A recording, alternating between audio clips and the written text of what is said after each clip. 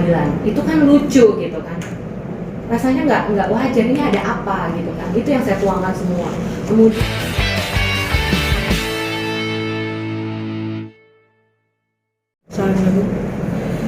baik, selamat siang rekan-rekan.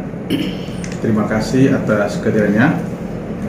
Pada hari ini kami datang ke Kejaksaan Agung, khususnya ke Jamwas, dengan adanya panggilan dari Kejagung kepada klien kami, Ibu Yuyun, guna untuk diminta keterangan sebagai saksi terkait atas dugaan penyalahgunaan wewenang atau pelanggaran etik yang dilakukan oleh oknum jaksa yang bertugas di Tangerang Kota. Adapun beberapa pertanyaan yang disampaikan oleh pihak Kejaksaan Agung dalam hal ini Jamwas, yang paling utama antara lain adalah terkait adanya permintaan uang sebesar 1 miliar dari oknum jaksa ini kepada klien kami, Ibu Yuyun. Kemudian pertanyaan utamanya lagi adalah terkait oknum jaksa tersebut menuduh kepada klien kami, yaitu adanya dugaan penganiayaan. Dan semua pertanyaan itu telah dijawab oleh klien kami, Ibu Yuyun. Jadi pertanyaan-pertanyaan yang disampaikan oleh pihak Jamwas itu sudah sesuai dengan fakta yang terjadi di lapangan, dan juga ada data dan bukti-bukti yang sudah kami berikan kepada pihak Jamwas.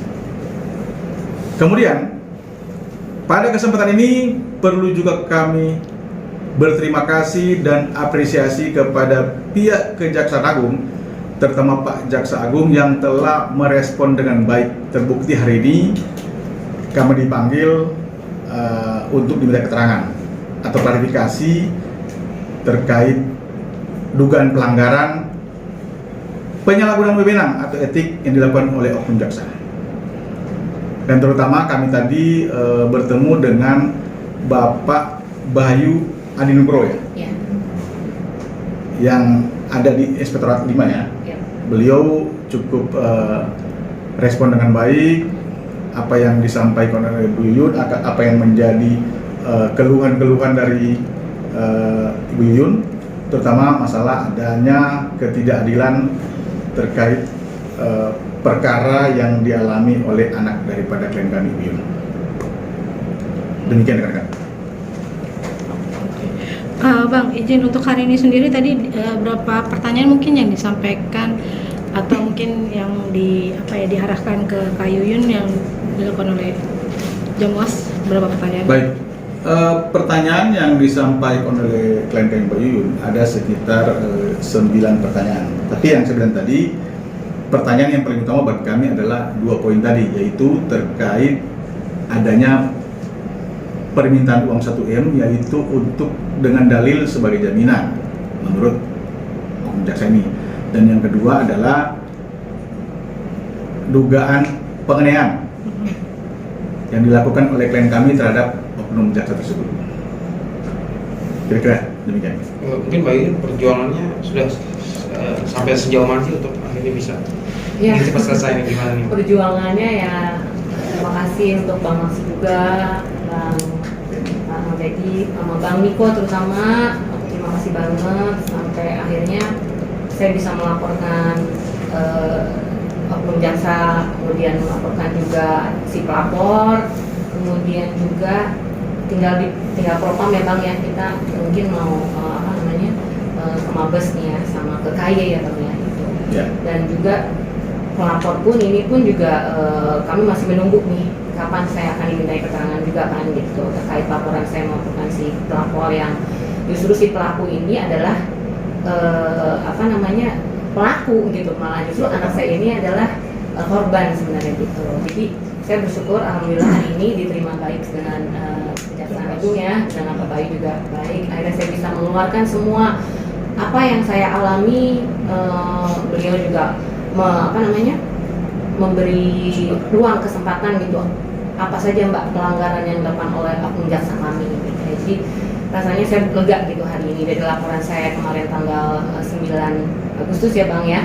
Hari ini saya baru diminta keterangan dan nanti hari Senin atau Selasa mungkin jaksa tersebut akan dipanggil gitu. Jadi di situ terkait permintaan 1 miliar dari oknum jaksa tersebut sangat besar menurut saya. Itu kan dengan dalil apapun sudah ada permintaan secara langsung terkait uang 1 miliar itu. Dengan dalil apapun itu tidak wajar, tidak normal gitu istilahnya bagi kami, apalagi rakyat kecil hari gini. Mungkin pengusaha yang baru bangkit dari COVID pun juga dengan nilai 1 miliar, apa tujuannya, itu satu. Dan yang kedua mengenai tuntutan dari 2 terdakwa itu kan rendah, 7 bulan, diputus 3 bulan dan saat ini bebas. Tetapi anak saya dituntut 1,6 tahun, kemudian diputus 1 tahun, dibanding oleh jaksanya hingga naik 1,6 tahun, terus saat ini dikasasi. Itu kan udah ada ketidakadilan gitu. Apa tujuan mereka gitu kan? Nah, kemudian oknum tersebut juga pernah meminta pertanyaan dari si pelapor perempuan ini, dari 3 terdakwa ini mana yang mau dimajukan ke pengadilan? Itu kan lucu gitu kan? Rasanya nggak wajar, ini ada apa gitu kan? Itu yang saya tuangkan semua. Kemudian adanya perkara ini di-split menjadi 2 perkara gitu kan? Karena yang 2 ini memberikan apa yang diminta oleh jaksa, sedangkan saya tidak. Jadi di sini ada ketidakadilan. Ada satu yang dikorbankan, yaitu anak saya.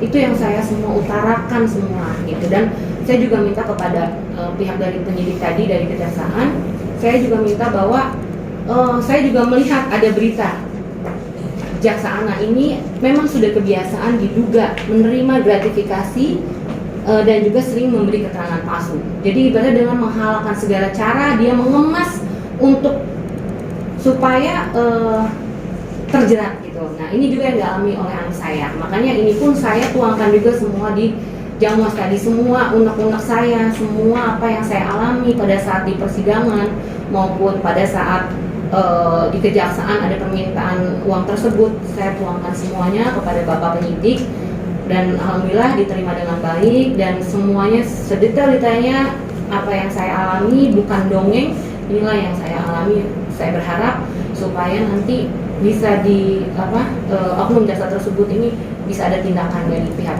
Kejaksaan Agung itu aja. Dan berharap supaya anak saya juga dalam hal ini bisa dibebaskan statusnya dan juga dipulihkan